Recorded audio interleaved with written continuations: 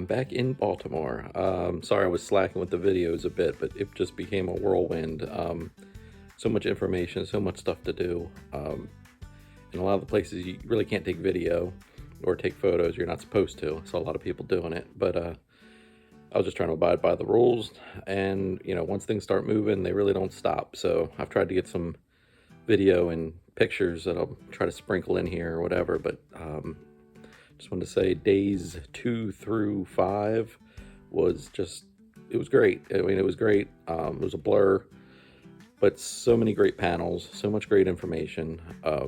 My doubts at the beginning, I don't know if it's so much doubts or just, being uncomfortable being by myself in a new place and just knowing I was going to be there for a week. It was a little intimidating. But I'm back now, and I'm going to have some time now to reflect on all the information, the people I met. I will say one thing, the tone, for me at least, shifted for the better when I stopped thinking about it as I'm going to go there, rub elbows, pass my script to as many people as possible. I mean, that was never really my plan. But you think like those things might naturally occur. But when you shift your mindset to, I have value, what can I offer them? What can be a mutually beneficial friendship, a genuine friendship? How can I help you? How can they help me? Let's just share where we're at in this journey. And it really just starts with an icebreaker, and I think people got better at it, including myself, as the week went on, because we're all there for the same purpose. What you doing here? How'd you get here? What you working on now? Stuff like that. Like, oh, you made it to a semifinalist? Awesome. I was a second rounder. Maybe I'll be a semifinalist in a year or two or something like that. There's so many places to meet people. So much food. There's so many great food places. I might put together a little short video about things I would recommend or things I've learned to kind of summarize the last couple of videos. But I would say the main thing that I learned, stay closer to downtown. I had no problem with the panels. It was very well organized. Big shout out to the Austin Film Festival and all the volunteers. I don't know how you wrangle thousands of adults who are there to make connections and talk and move around and eat, but they did it. I was never in a situation where I felt like things were out of control or, it was very organized, and I appreciate that. And I'm sure a lot of, it would have been a debacle if they didn't have the volunteers and the staff that they have, and it was very well organized. So big shout out to them. But just kind of lost my train of thought for a minute, but just things that I learned: stay closer to the downtown. It may be a few dollars more, but you know what else is a few dollars more than that? Taking Ubers back and forth. Going to get food. Food was pricey, higher than I expected, but everywhere I ate was excellent. I mean, I ate at some of the smaller places, I ate some of the bigger places, and great. Everything was great. I mean, even probably the worst food I had was a convenience store turkey sandwich, and it was still pretty darn good. Bread was a little hard. That was my only problem with it. Yeah, I would stay closer. Walk everywhere that you can. I did walk everywhere that I could, but again, I stayed too far away. So my problems were mostly with transportation and the cost, which, trying to budget and try to save money on, I ended up probably spending more. So stay close. The Omni is a beautiful hotel. I tried to make that my home base when I was downtown. They've got a restaurant, a little food place with sandwiches and drinks and juice and stuff like that in the middle. There was also a little sundries place that was open during the weekdays. It seemed to be closed on the weekend, but that became my little hideaway when things got too much. When the Capital A, I believe was the restaurant, was a little too pricey or packed, and the line for the sandwiches was almost out the door, I slipped into the hey Panzer, he's happy to see me that I'm back. But there was a little sundries souvenir place, and there's one guy in there, one little nook in the lobby. and it had everything basically I needed. You get a drink, get something to snack on, souvenirs. I was very disappointed to find they were closed on the weekends, because I started making that a part of my normal daily routine, just stop in there and stock up on what I needed. I did make a stop at a 7-Eleven just so I'd have something in the hotel room. Pringles and Mountain Dew. That's yeah, I survived on that once I got back to the hotel. So I tried to make sure I had my belly full of ribs, or Wagyu. Is that how you pronounce it? Wagyu smash burgers. Delicious everywhere I went. Anyway, just stay close to the downtown. Walk everywhere you can. Just, it was, yeah, I had no problems. And the panels, I mean, if you can use the app that they use, Sked, I think it is, for schedule. I didn't download the app, but I did check it several times a day, because there are changes through the program. None of them, thankfully, that affected me, at least that I noticed. I was able to see, I think, every panel that I wanted to see. There was 2 that happened at the same time that I was torn on. So I did feel like I missed that one a little bit, but overall, I mean, everywhere I was where I wanted to be, and that's great. A lot of people. I would say there's more people than I expected, so getting to the panels and the locations early is a huge plus, like at least 15 to 30 minutes early, or else you're going to be number 400 in line. I don't know what they'll do, if they're going to even try to limit the number of people. Some of the lines seemed a bit excessive, and I don't know if people towards the back would even get into the room sometimes, depending on the panel. I saw some standing room only situations. I don't know if there was situations where people couldn't get in at all. I don't know. I don't know if they're going to cut back on that a little bit, or if, not to throw the whole business aspect of it in, but, the more people you can get in, the more money you make, the longer, hopefully, this thing keeps running. So, but the city of Austin was great. I would put it up there. I mean, I'm not like a world traveler or anything, but I've always thought of when I went to Anaheim in 1997, and I'm sure things have changed in, 28 years. But Anaheim, I felt like, was big city, but I felt comfortable walking everywhere. We were out at night walking around from the school that we were at, for the competitions we were in. That's another story, not writing related. But yeah, Anaheim, in my mind, at least since then, has been like the blueprint of, wow, I wish every city was like this. It's got the big city stuff, but like you felt comfortable walking around at night. There was plenty of space. Again, 28 years ago, it's probably changed.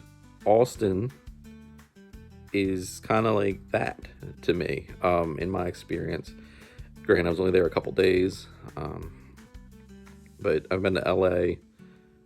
LA, I actually did, but traffic was nuts. I think that's the thing you'll hear from everybody. But I liked it. I like Hollywood. I like LA. The whole vibe. The weather's always been great when I've been out there. I've only been out there 3 times, but again, in my mind, that's a great place.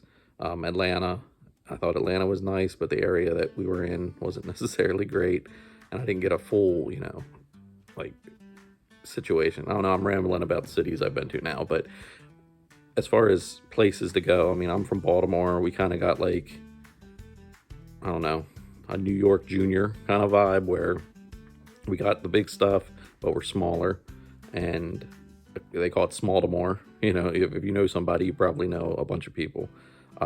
I did run into some people from Baltimore while I was there. One of the panelists was from Baltimore. I was hoping to get a chance to bump into him and give, hey, kind of thing. And then I was in line with a guy from Baltimore who did that exact same thing with that exact same panelist. So it was kind of cool. And that's another thing. It was just a small suggestion. Somebody had mentioned it as an idea in in one of the panels. We were waiting for the speakers to start, and they said, people, when they make the badges, they should probably put like where you're from on it, because they get these big badges that you hang around your neck the whole time, and that kind of becomes your conversation starter, because everybody's looking at everybody's badges. See, oh, you've got the producer's badge. What do you plan on doing here? What's your goal?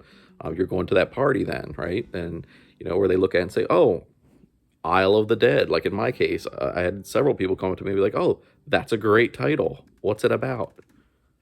And that's a good feeling. I mean, if you're there as a writer or you have a project that's named on your tag, I mean, having some stranger come up to you and say it, like, I don't know, maybe it's just me, but when you're a writer, you're doing a lot of stuff by yourself. I guess unless you have a co-writer or a team, but generally I write everything by myself, alone, and maybe my wife reads it. Maybe I send it to a couple people that I'm comfortable with from the screenwriting Facebook group that I'm in, or I send it to my friends, try to get some feedback. But generally, nobody sees it. Nobody sees it. Nobody talks about it. So when you're out, in a crowd of 1,000 people waiting in a line, and somebody comes up to you and says, Isle of the Dead, whatever they say after that, like, they've already got your attention, and you're already like, sweet. Like, it's real. It's real now. It's not just something in my head or in my, dresser drawer or printed underneath my, lamp. Someone else knows it exists now. They may not have read it. They might not know the first thing about it, but they know it exists, and they're interested. And they're interested in knowing more about you, and they're interested about talking about themselves, which is great because that's what these events are for. I've already went probably way longer on this video than I expected without really any details, but I just wanted to get some feedback, just let everybody know I'm back. I'm sorry that I missed, I think, days 2, 3, 4, I don't know how many, missed them all, essentially. I didn't get as much footage as I wanted. I'll maybe try to sprinkle some of that in here. But if you can go to the Austin Film Festival as a writer, go, would be my advice. If it was a binary decision, yes or no, yes.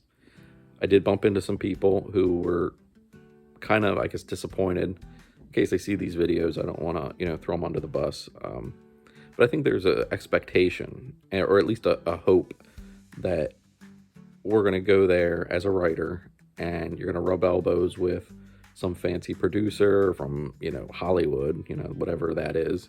Because nowadays, Hollywood obviously still exists, but Hollywood isn't one thing. And I think that's kind of the mistake.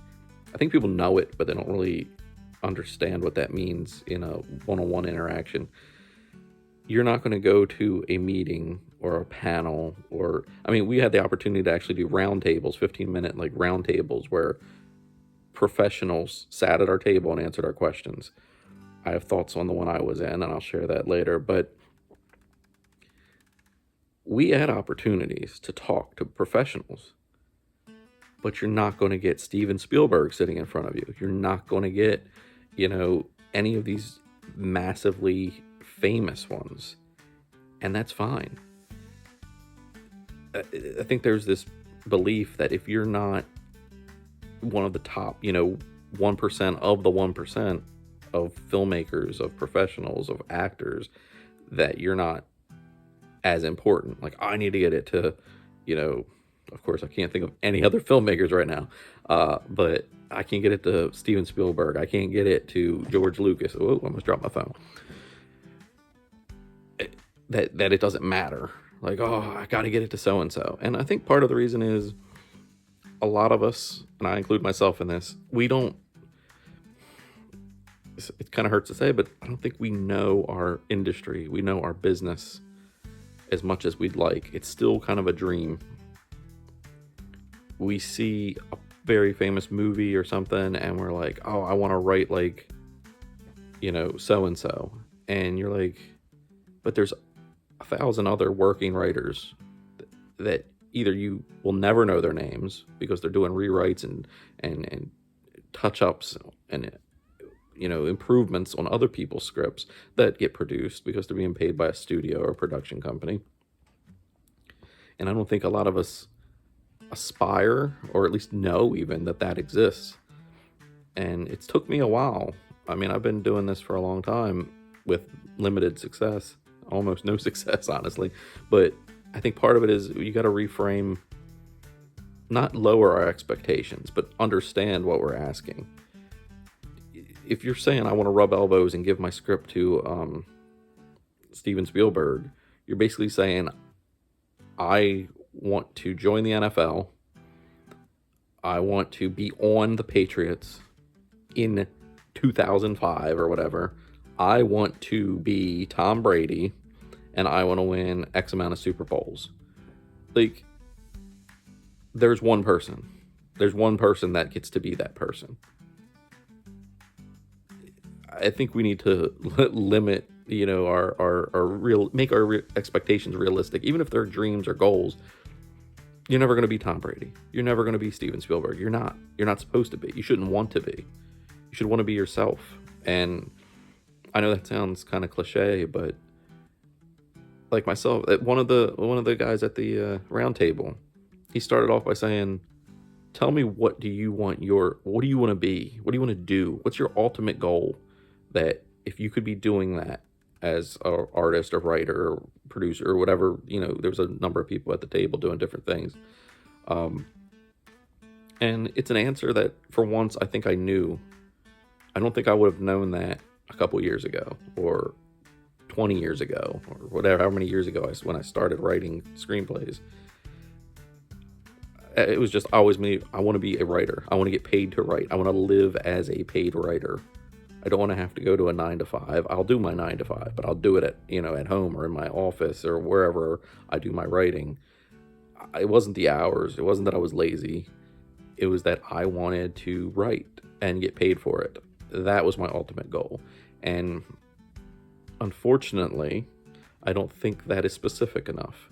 So when this gentleman, and again, I'll try to do videos about these specific things and get more into detail about who they were and how they worked. But when I was like the first or second one, and he went, clockwise, I had an answer, and I don't know if it's a good answer, but it's my answer, and I said it with confidence, and he was cool with it. And my answer was, I want to write screenplays that are adaptations or adaptations. I want to adapt existing IP that may not be the biggest IP. I don't need to write Spider-Man. I don't want to write the next Batman. I don't. But I want to write something, based off of a video game or an old TV show, or something that's still got some creative juices in it that maybe people have forgotten about or haven't realized yet, or haven't gotten that full potential or seen it in a different light. I'm expanding on it now. I didn't tell him all this because we only had 15 minutes, but I want to take my dream job is to take existing IP and turn it into a screenplay, even if the original IP isn't a movie, and let people enjoy that thing in a different way. And he liked that answer. I know you can't start off generally just writing, I'm going to write the next, Superman. That ain't going to happen. There's too many people that own the rights, too many legal issues. It's just wrong. Don't do it. But find something. I found something. I don't know if it's going to pan out, but I found something that is public domain. It was a book. It was popular. It's been adapted before. I think I'm going to try to adapt it into a screenplay, a modern setting screenplay for it. Some of the more popular ones that people have done multiple times, Frankenstein, Dracula. I mean, these are all in the public domain. Don't just rewrite Frankenstein and Dracula, because they do it all the time and with limited success. But put a spin on it. Find something, an angle. What's your angle? What's your opinion?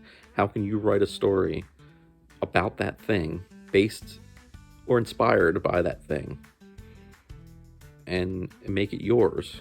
I recently did that. I have a female-led, modern-day, Frankenstein-inspired script that I'm extremely proud of. It still needs some rewrites to, essentially get the A story and the B story to mesh so it hits its full potential at the end. But it's probably the most emotional thing I've written because I had a theme, I guess. Again, I'm rambling at this point. Uh, anyway, I guess going back to things that people can expect from the Austin Film Festival, don't expect to meet an amazing person. I mean, you're going to meet amazing people. I didn't meet him one-on-one, but Shane Black was there, and I did not expect that. And that goes back to my try to know your industry and business. This is going to be a very rambling video, I see, but if you're with me still, hopefully you're following my my train of thought here. But Shane Black was there. If I didn't know who Shane Black was, and a lot of people didn't, which boggled my mind. If I didn't know who he was, I wouldn't have went to that panel. And that's just the truth, because there was another panel going on at the same time talking about how do you take the information and the relationships you've built in the last couple days and, move forward from that. And to me, when I read the description, I thought that's where I wanted to be. I was like, okay, I saw the beginning one, I want to see the end one. Perfect, bookends to the week. But then I saw this one. It was like final words or final thoughts by Shane Black.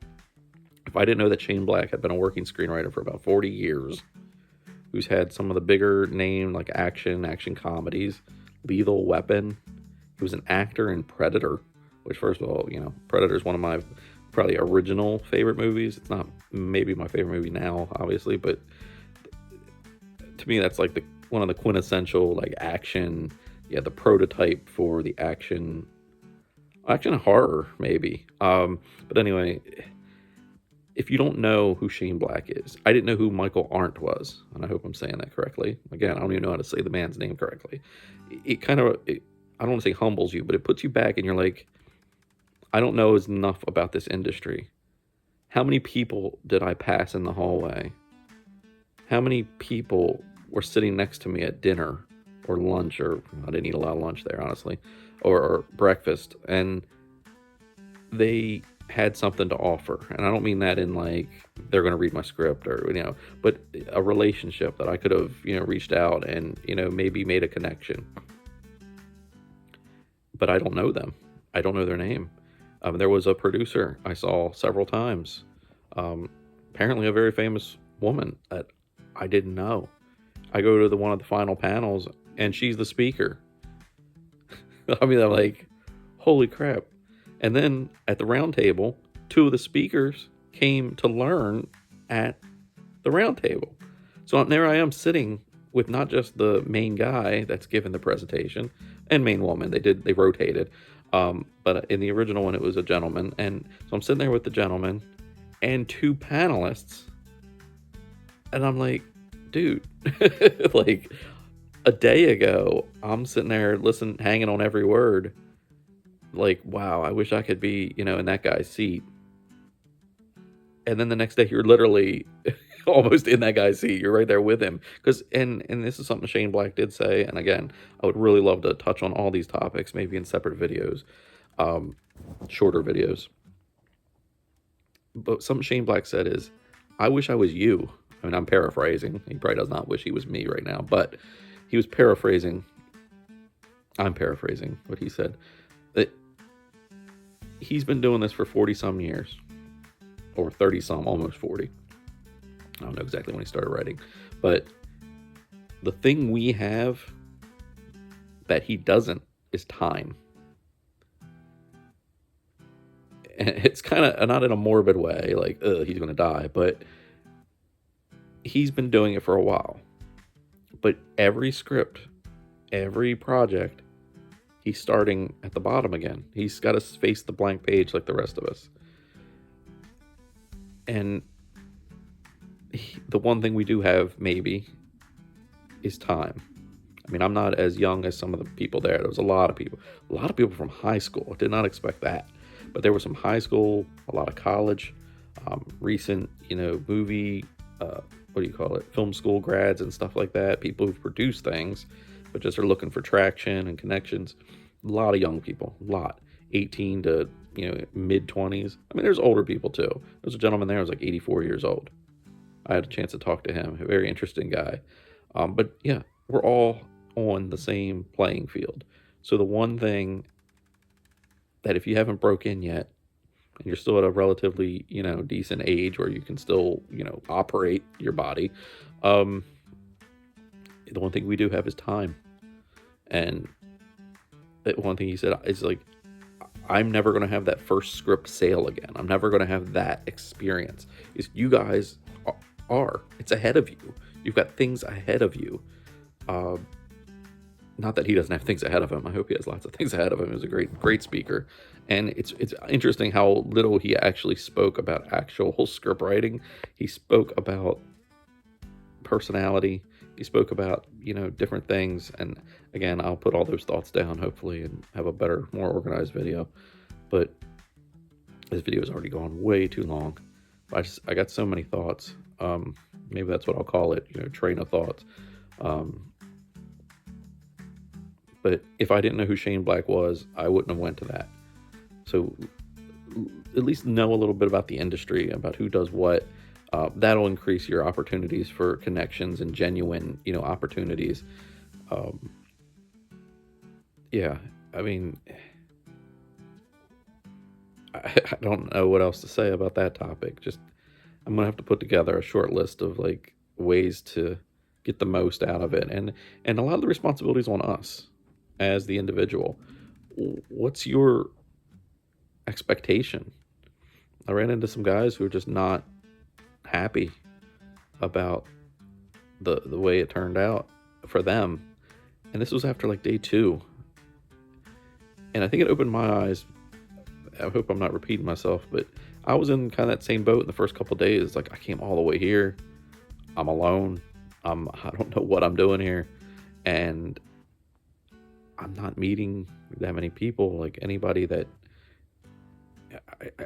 it was great meeting them. They're awesome people, but what would they call it on Fight Club? Single serving friends. It's like 99% of the people you meet are probably going to be single serving friends, and that's fine. Enjoy it. These are cool people. A lot of them are cool people. And when everybody's sitting around all in their insecurities and you see it on their faces, it looks like indifference or anger or ego. And when you talk to these people, I mean, they probably thought the same thing about me. They're probably like, oh, look at this second rounder. He probably thinks he's the, bee's knees. No, I'm not the bee's knees. I'm not even the bee's, metatarsals. Is that the toes? I don't know. Do bees have metatarsals? Anyway, yeah, I went way much further than I expected. So, I'm just going to post this whole thing, and I hope somebody keeps up with my train of thought. I'll have to come out with a more detailed situation of like some of the panels and the great information. I could go on a whole nother 30 minutes about things that things you've heard, but they're true, and they're so true. There's no rules. There's no rules.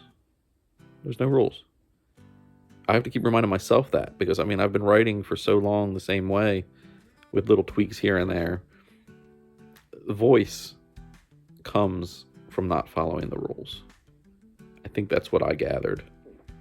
And there's always that we need to find our voice, and what gets you to stand out in a pile of scripts. Which one are they going to pull out and read and enjoy, and maybe recommend or pass along to somebody else?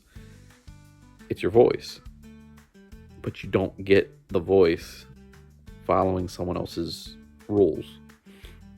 And that's hard for me. Because I want a blueprint. I think a lot of people do. I think that's why we want to know, like, show me the road, and I'm going to walk it the best I can. And I think that's the wrong mindset. After going to this and listening to professionals, a lot of professionals, and every single one, in one way or another, said the same thing. Stand out. There are no rules. Do something no one else is doing, or do something someone else is doing in a different way. So to go back to the show me the road and I'll walk it the best I can. No. You want to find a place where there is no road. And that's hard. Find a way to say your voice in a way that maybe others haven't, or saying it a different way. And the fact is too that even if you write the greatest thing of your life and it's perfect on the page, it's got your voice, it's just the best. The story is great, which again, another topic I could talk on. It's not always about the writing itself, it's about what you choose to write about. But anyway, yeah, your project could be DOA before you even put a word on the page. Just basically what you're writing about. But that's a whole nother video. You don't want to find a path and then walk it the best way. You want to create the path. You want to find a place where there is no path, an original path. And then and this is the hard part, I think, from me, especially to wrap my head around. Even if you carve out a new path that no one's seen, or is in a different way than anyone's seen, or your script is written in a way with a voice, but it's not technically 100%, that will still stand out better than the most organized paint by numbers script. Now, what's a paint by numbers versus an original? That is the talent. That's the X factor. And I'll leave you with that. Is one of the first things Shane Black said in his presentation is, and again, I'm paraphrasing, a lot of people can write. A lot of people can write really well. 80% of us, and I'm going to say us because I'm in this, Shane Black wasn't, but we are. 80% of us just don't have the talent. Boom, mic drop. I mean, honestly, the whole Austin Film Festival could almost be, not the film festival, but the conferences can almost be boiled down to that. And nobody wants to hear that truth. And there's ways to improve and get better and to change your mindset to absorb, the fact that don't look at them and say, I need to get past these gatekeepers. And I think I talked about this briefly in another video. I don't think of them as gatekeepers anymore. First of all, it just creates a us versus them mentality. But if your project is good enough for that person, that's again what I was trying to touch on before, you can write the best thing ever. But if that person can't make it, doesn't get it, can't afford to make it, I mean, that could be another thing. I mean, I'm nobody, and I've read scripts, and I'm like, this deserves to be a movie. I can't do nothing with it. I can maybe pass it to somebody who might know somebody, and do my part in trying to be part of that chain of helping people. But I can't do anything with it. So I think a lot of people don't have the talent. And that's just reality. There's not as many opportunities for everybody who's writing. So you've got to rise to the top. And if you can't rise to the top, I mean, I haven't risen to the top in 20 some years. You got to change something. You got to change your mindset. You got to change how you're looking at it. And I think for me, that's what this film festival, to try to bring it to a close, I think that's what this was about for me. I spent a lot of money, mostly in Ubers. It's funny. It cost more to drive around Austin for about 5 days than it did to fly across the country twice. But whatever, that's a different thing. But that's the biggest takeaway I have is you got to change your mindset. They're not the enemy. Agents aren't the enemy. Readers aren't the enemy. Managers, they're not the enemy. We are our own enemy, and that's the fact. We've got to admit our own, not just insecurities. I think we all got them. We all know them. But this script, not me, this script is not good enough. There was a table analogy I heard somewhere, and I repeat it a lot because it runs through my head a lot. Writing a screenplay that gets produced, that gets purchased, has to rise to the art level. Even if it's commercial, it's still art. a lot of us it takes a lot of work to make a table. Okay. I see a table, 3 legs, 4 legs, 5 legs, 6 legs. It holds 2 people, 4 people, 6 people, 8, 20 people. We all know what a table looks like and can be.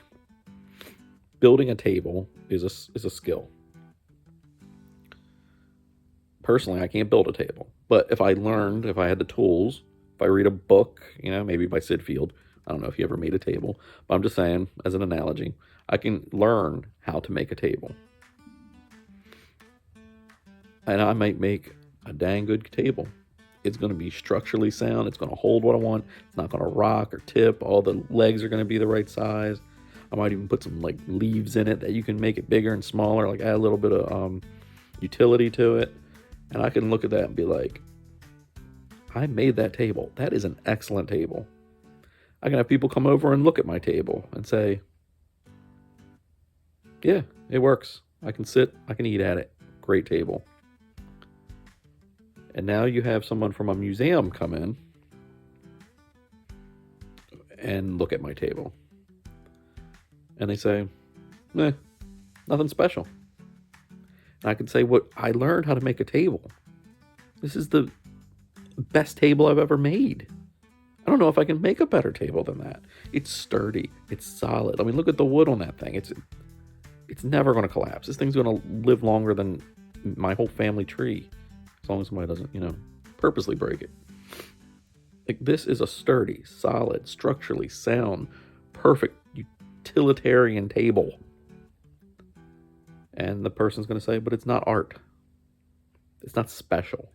It's doing what it needs to do.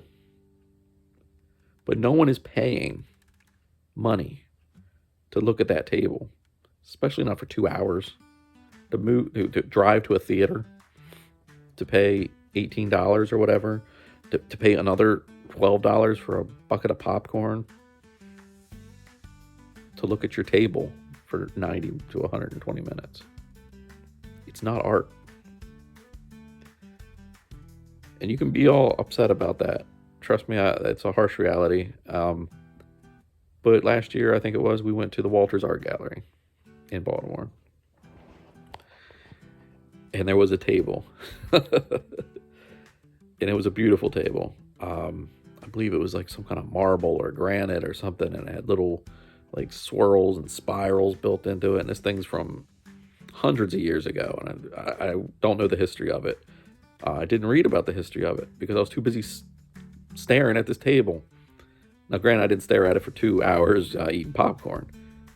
But it's in a museum. Not just because of its age. There's probably a lot of 200, 300, 400-year-old tables running around that don't end up in museums. But this one was a piece of art. Not just a table. This table isn't sitting in somebody's living room. Well, most tables probably aren't, but in someone's dining room and, preparing meals on it every night with, scratches and stains. And this table is art. It transcends being a utilitarian table. Its greater value is its artwork, its craftsmanship, not its its a practicality. And another 10 minutes since I last said this video was too long. Anyway, maybe I'll split this into 2.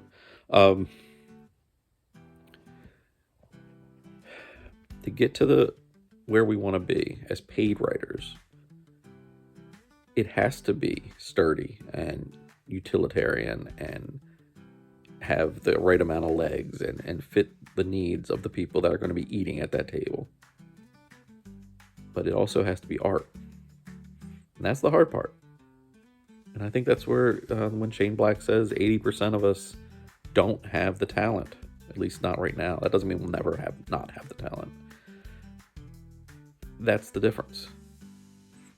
I've written, I think, 10 or 11 features now.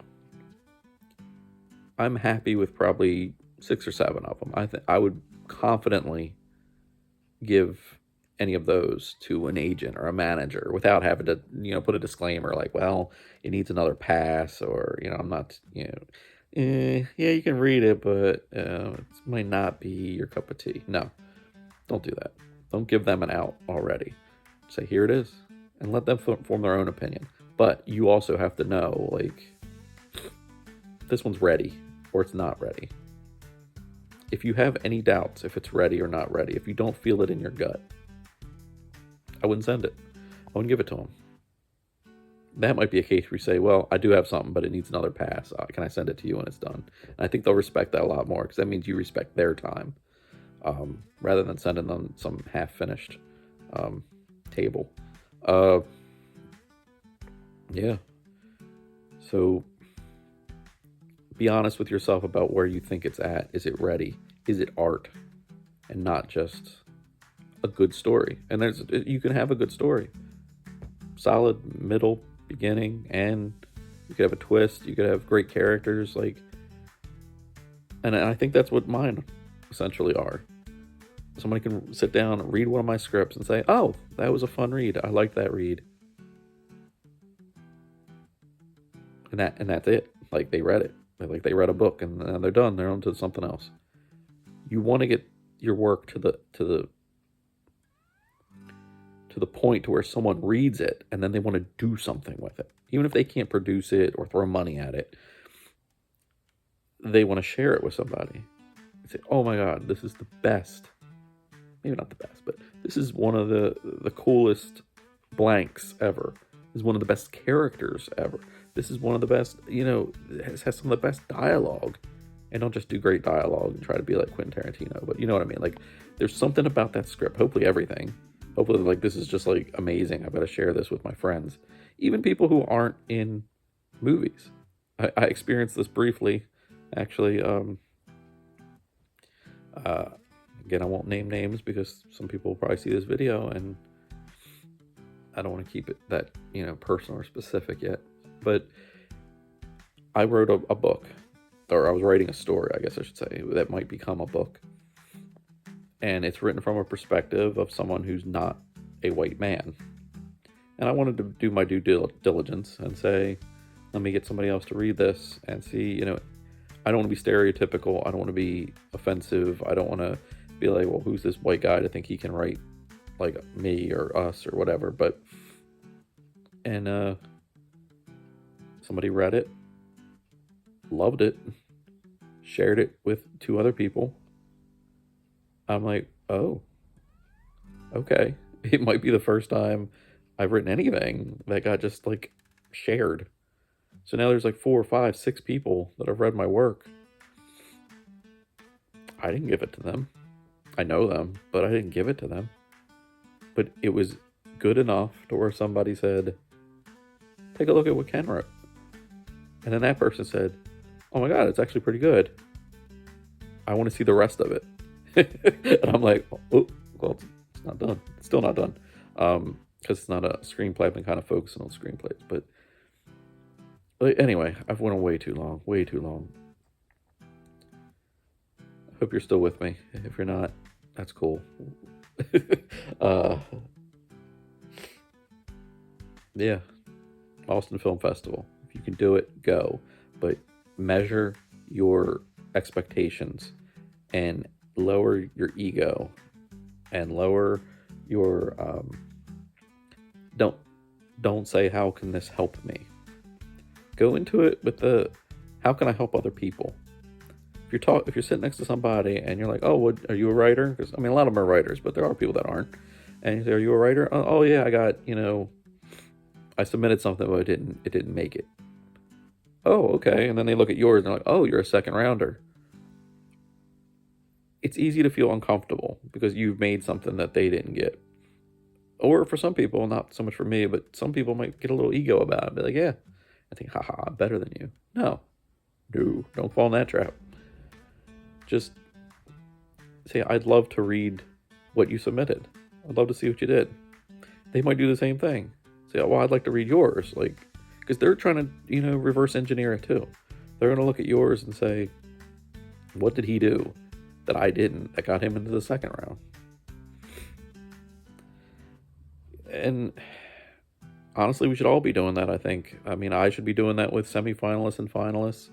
and so on. Like, we want to find what they did that we didn't do. And I'll be honest with you, part of it is having structure like a table, and the other part is having talent, voice, and the ability to make that new angle or that new pathway to try to bring all my analogies to a close. But that's the voice, and it's show them something in a way that they've never seen it before, or do it so damn well that they can't ignore it and they just feel like they got to share it with people. And that's it. I'm gonna end it there. I got so many other topics I could touch on and ramble, but thank you if you've watched this whole thing. I hope you learned something, and hopefully there'll be more soon. All right, see you guys. Bye.